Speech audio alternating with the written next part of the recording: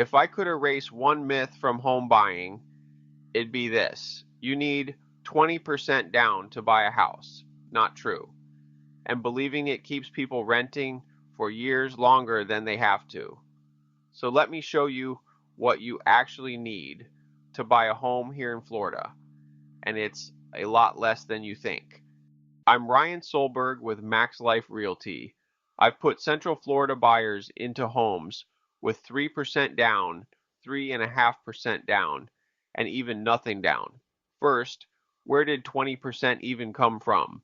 It's the threshold for avoiding private mortgage insurance, PMI, on a conventional loan.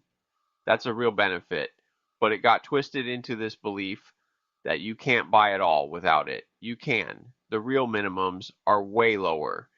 Here's 2026. Eligible veterans on a VA loan, 0 down. Qualifying rural buyers on a USDA loan, also 0.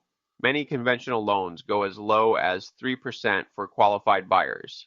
FHA is 3.5. 20% is just the line where PMI goes away, and jumbo loans for luxury homes run 10 to 20% and up. Now let's put that in real dollars, because percentages are easy to ignore. Take a $400,000 home, right around the middle of our Central Florida market. 3% is $12,000. 3.5% FHA, $14,000. 5%, $20,000. And 20%, $80,000. $12,000 versus $80,000. That gap is exactly what keeps people from realizing they could buy right now. Before we go further, let me separate three numbers buyers constantly mix up. 1, earnest money, a good faith deposit, usually 1 to 3%, that you put down with your offer. Here's the key: it's credited toward your costs at closing, it's not extra.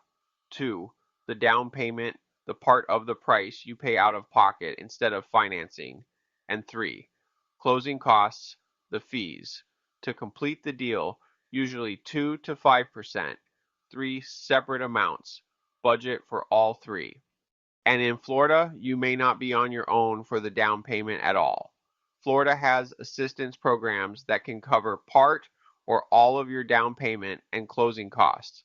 Florida Hometown Heroes for eligible workers, FL Assist, and FL HFA Preferred, second mortgage help that's often deferred or even forgivable.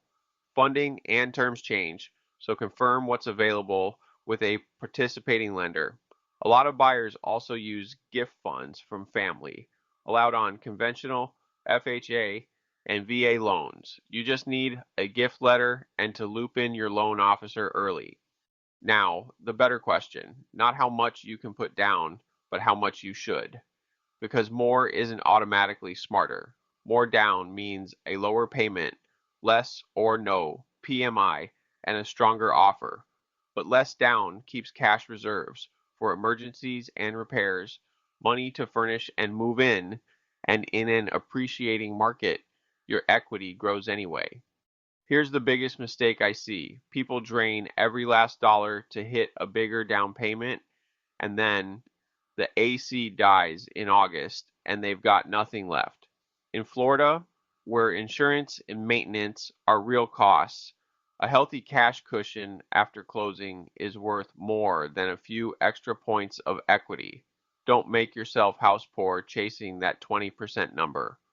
And one more myth: a bigger down payment gets me a way better rate. A little. But your credit score usually moves your rate more than your down payment does, and the benefit hits diminishing returns fast. Bottom line, you almost certainly need less than you think.